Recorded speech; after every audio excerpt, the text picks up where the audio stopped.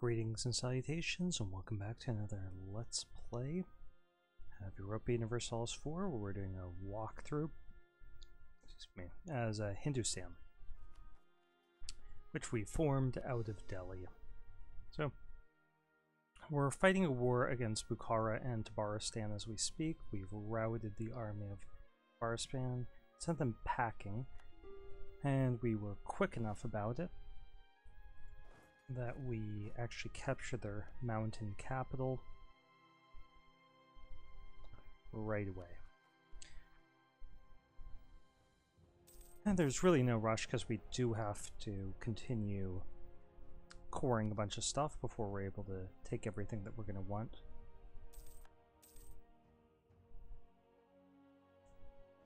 Of course, we're not going to spare Tabaristan in this peace deal. Our main goal is to eliminate Bukhara. But we're going to see if we can take at least this fort.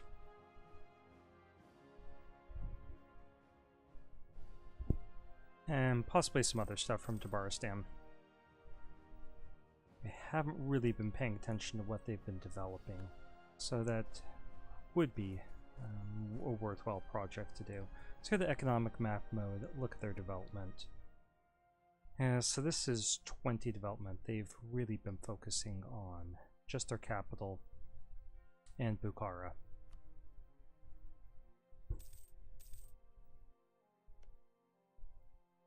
This one as well, a little bit.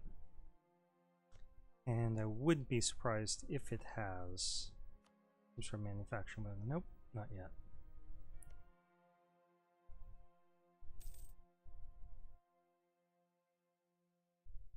I can pull this guy back from Bukhara and start working on relations with Ethiopia once again.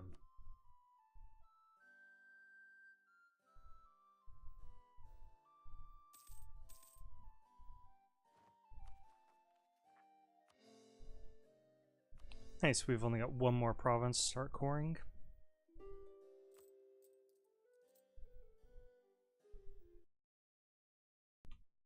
I'm checking the sound quality. It looks like it is recording and has sound, so that's good.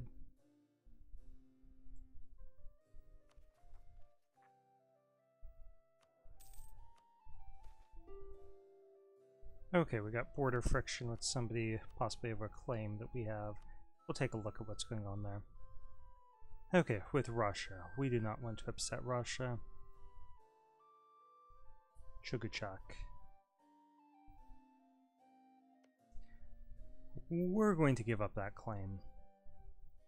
We're not going to attack them over that claim. This doesn't really do anything for us. Our diplomats will get places and back 20% more quickly. We get higher trade range. We don't really have the merchants to go that far, but that's been added to our list as one of the possible events that can pop up because we have trade ideas. I think it used to be the case that they would only add events from the first 3 ideas that we took, but that doesn't seem to be true at present. And what we just did there is we had a choice between angering our merchant guilds or making them happy with us. We made them happy by giving them money. We've seen that one quite a bit about the price of grain. Completely wiped out the army of Tabaristan there. You could just compare those casualty figures. It gave us 16 war score. Yeah, their army is wrecked. Let's see, Tabaristan. You want... We can give you peace, but you gotta earn it. Looks like they're willing to earn it. So we want Bukhara. Might as well take some cash from them.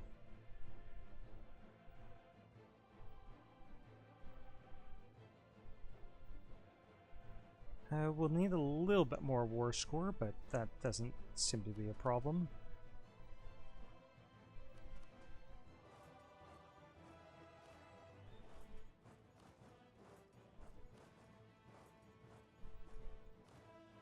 As we can pretty quickly snatch up some more territory from them.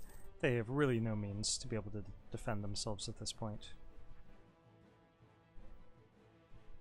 And we really shouldn't take too much land because we're already overextended. Revolt to Ming, so we'll set these guys, they're already set to suppress rebels, they'll just crush them, and that'll be at the end of that.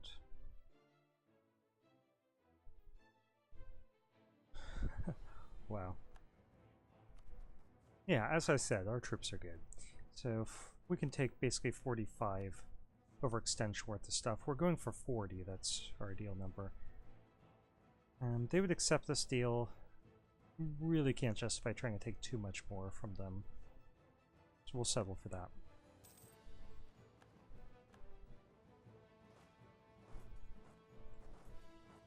And we're going to pick up this army and move all of its little bits over here.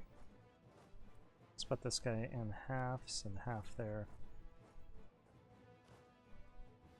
And half there.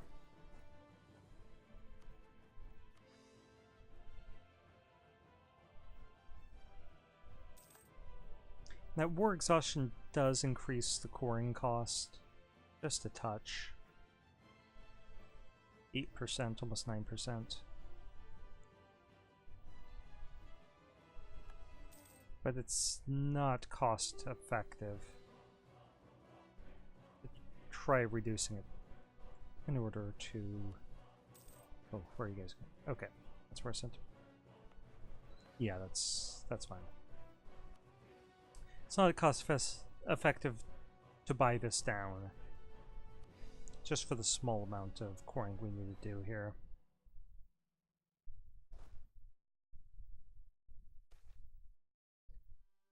Okay, so one of our advisors encourages us to base our currency or use a new currency. Loses stability. No, we're just going to take on some inflation. Because again, stability is real expensive for us when we're this high. Do we want more war taxes? I don't think so. We're just going to pay off our loans right now. Losing a little bit of money because we're so overextended.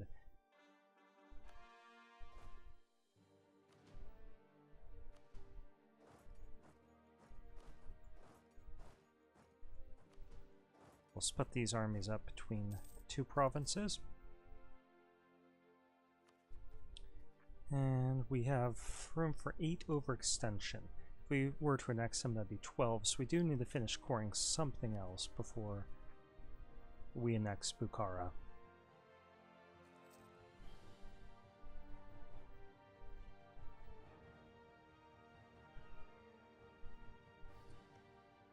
I'm going to improve relations here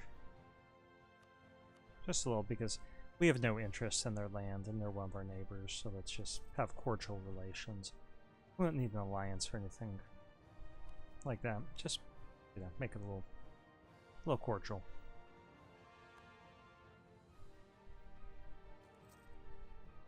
So we can't core this stuff because Bukhara has cores on it. Ew. And we're going to lose a little bit of piety and get some money.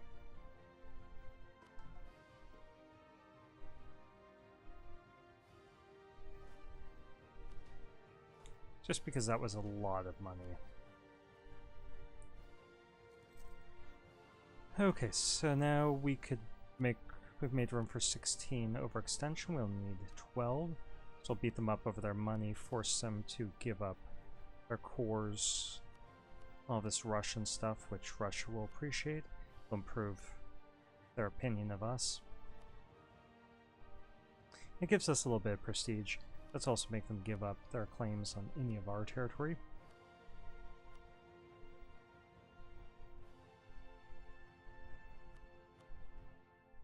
Looks like it's their unlucky day. We're going to make them give up the claims on all that Tabaristani stuff. I mean, they're not going to exist afterwards, but it does matter due to certain kinds of rebels that could pop up. Very few places that could spawn Bukharan rebels now. Few Russian places still remain.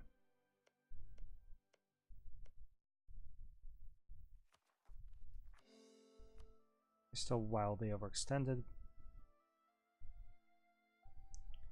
That's fine, it shouldn't translate into much in terms of rebels. And our country is nice and big. If we had been aggressive from the beginning, we could be larger than this. And late game, we could expand a lot more rapidly than we've been able to up till this point. It's all tied to this administrative efficiency. Do we want to extend our influence over Morocco again? No. We're not allies. We have no interest in their well-being. Do we gain piety or lose piety? We gain piety. We weren't willing to spend massive amounts of money on it, but we still want high piety. Okay, house.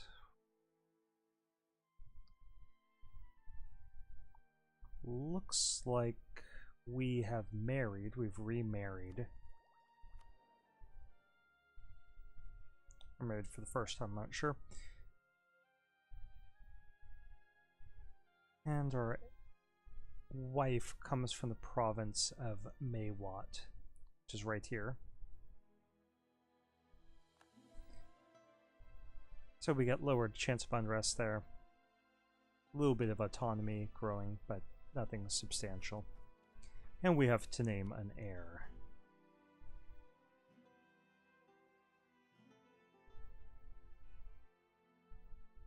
Okay, so he's not very good, he's below average, so I'm not going to name after any of my subscribers. Only put them if they're above average. I lost general, but we're at peace for a little while here, so that's not a major consideration.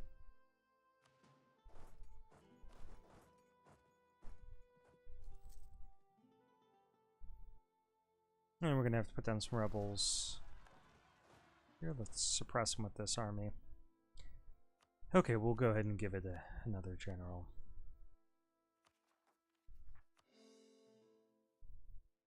On the cost of core, this is going to continue to decrease a little bit as our war exhaustion goes down. Not substantially. But maybe another 5%. 7%.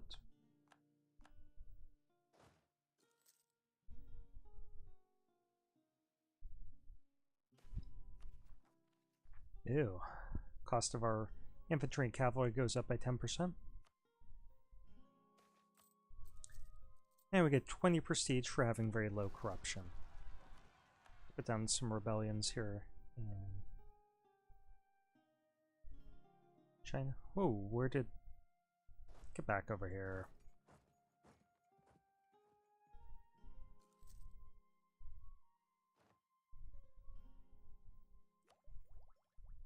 And our diplomatic technology is now much less far behind than it had been. Our next level will get us really good big ships, not the best possible, but pretty big.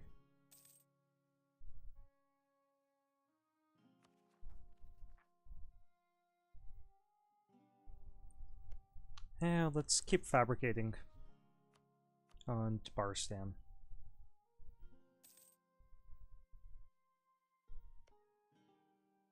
Our alliance, our treaty here ends in 11 years.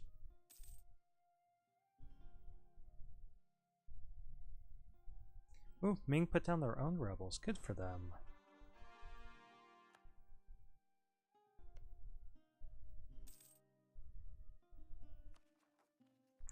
Oh, we need to get back to where we put you.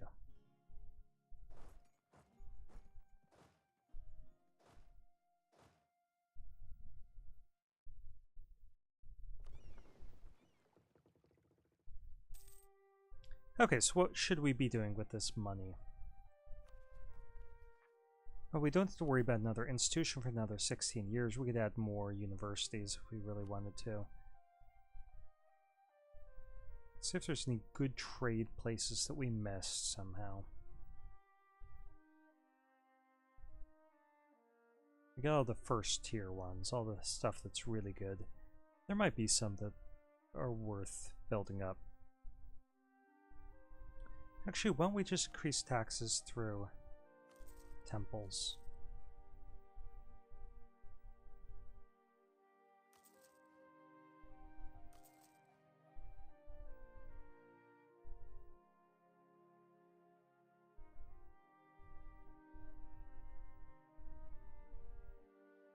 We've actually got them in most of the really good places.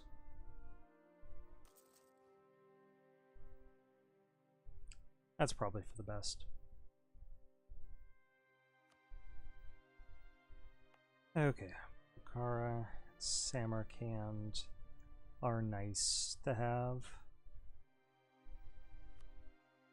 I'm making a courthouse here to decrease the unrest and autonomy.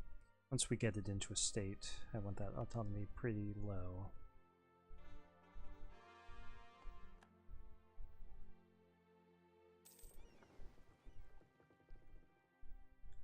We've built a lot of buildings to give us a larger trade fleet, so we could get another 43 ships.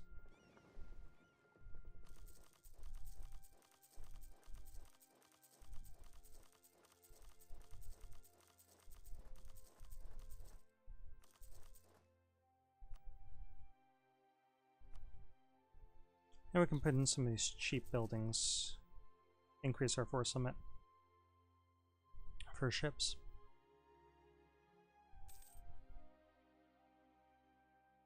And we're going to face 3 uprising really soon, and then one of them shouldn't take too long.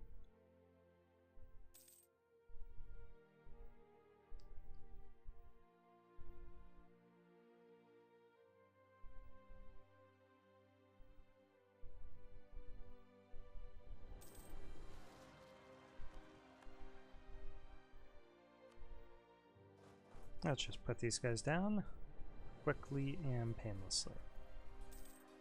They don't have a leader, we don't have a leader. We just kill them all.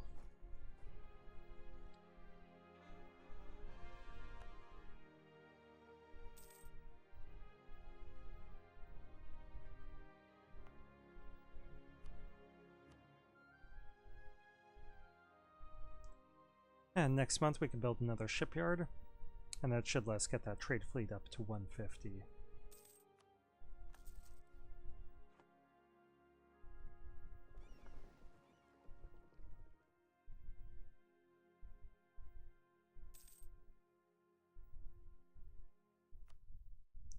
Yeah, we control 79% of all of the trade power here. Russia's the next runner-up with 7%. Yeah. We got things going okay. There is a little bit of money that's flowing north. It's Russia pulling it upward. And then some of our money's lost going both these directions. And that's flowing into Russia and into the Ottomans. But when we bring down our overextension a little bit less, we'll be going. And certainly once we complete our trade ideas, or at least start working on them, then we're going to ensure that less money gets away from us. Afghani rebels popping up. We'll just put them down pretty quickly. Okay, Manchu is offering to sell us the province of Bodana for 100 ducats. Sure. Core. Let's increase the autonomy. Okay, so why did they do that? Well, they're in debt. Even though they don't like us, they have an embezzler. And his interest is in selling off any provinces that they need to pay off their debts.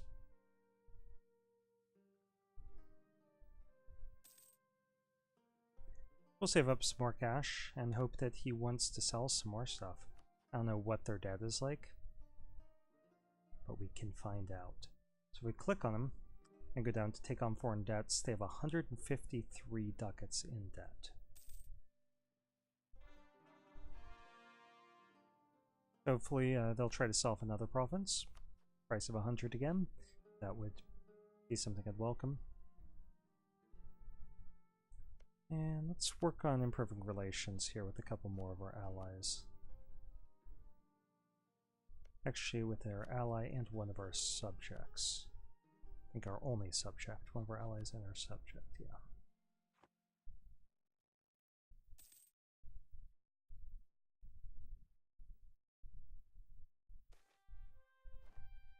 I get some bonus manpower, so now we're up to 1/3 of a million.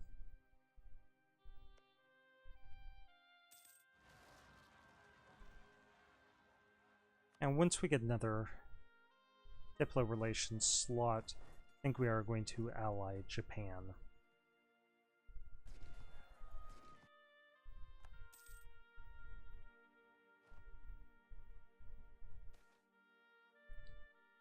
And we're going to lose another claim over Russia. It's over the Central Asian stuff, Kazakh stuff.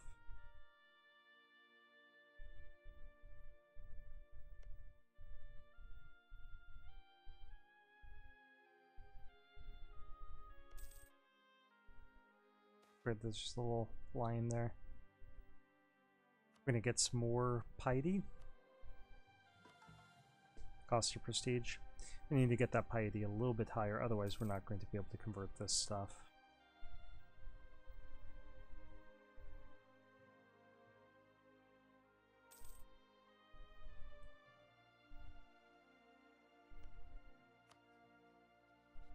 And we should be able to just keep claiming stuff here. Eventually we're not going to need it. And that's at Diplo Tech 23 is our target number in that regard. So at that point that we'll get another Casus Belli, the Imperialism Casus Belli. Let's seek the support, because we need to get this influence up, and seeking the support increases their influence by 10, and then we can demand some administrative support, so we get admin points. We're only one level behind schedule here, and we're rapidly getting those points. Despite having a subpar ruler.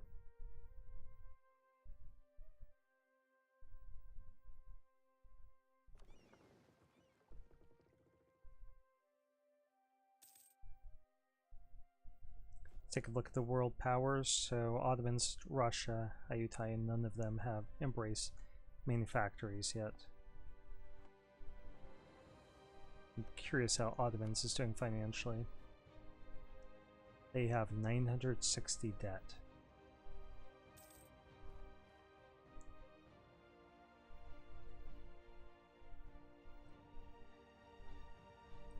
They really need to know how to manage their economy.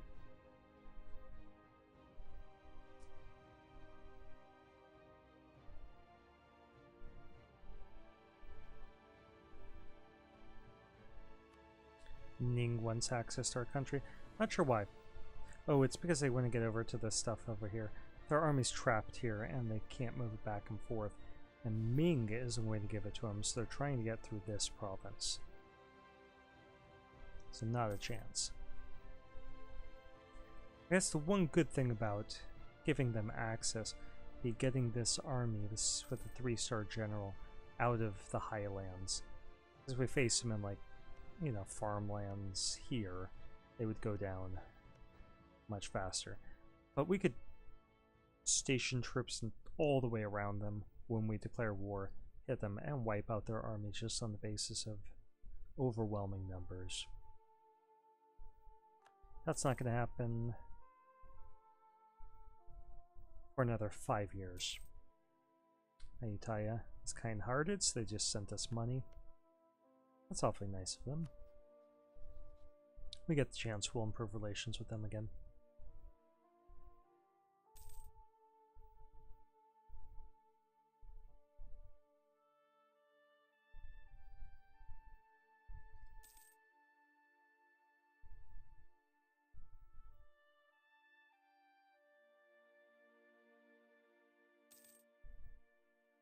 And I think by now, had we not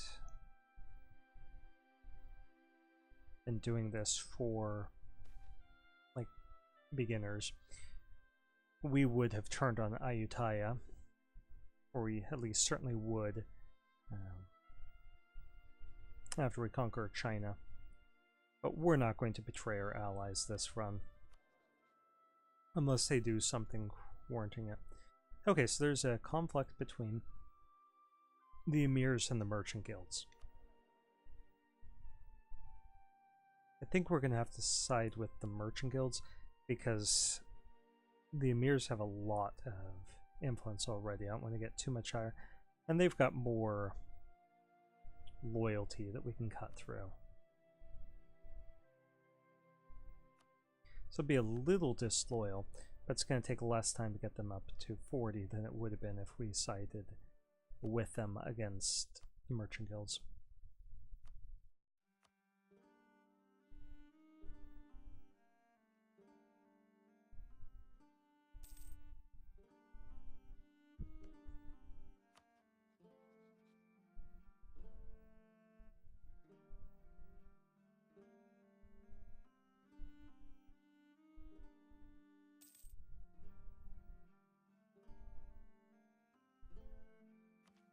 Okay, so I want to start working on these, but gotta get this Diplotech 22. And 23 would be really nice as well, so we'll see if we're ahead of time on technology or not. And then decide what to do.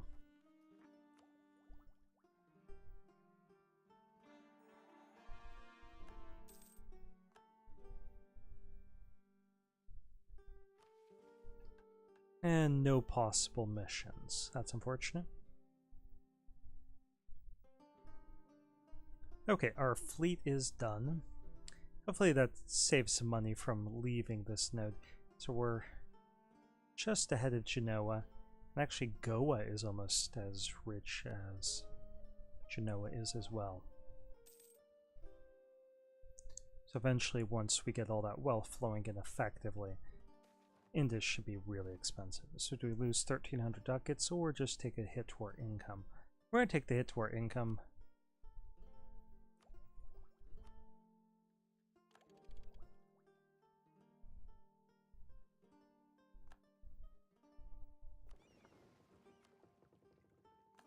And we're going to upgrade all of those ships now.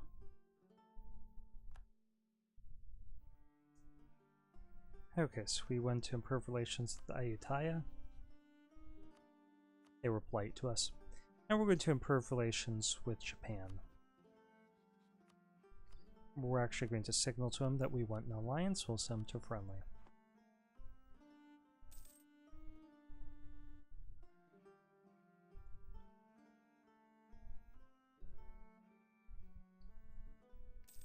And there's Chancellor separatists. I think it's basically right here alone. No, there's this second province. So let's take this army and send it up there. Then take this army. Let's wait a month.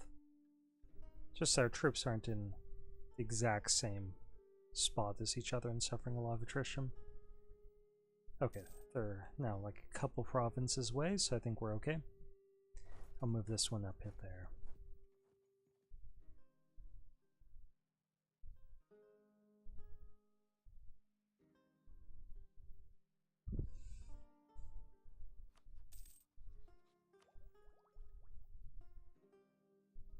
I'm really excited about this next level of diplomatic technology.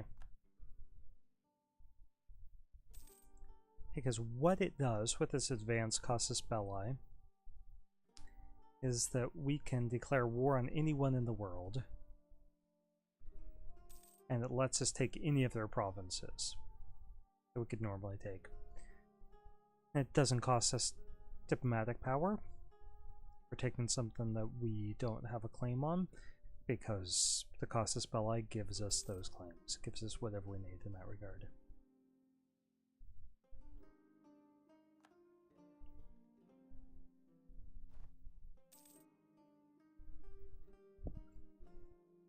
And now our emirs are loyal to us again. These troops are able to suppress down the Buryats, so they're going to start losing their organization each month. So they've entirely decayed away.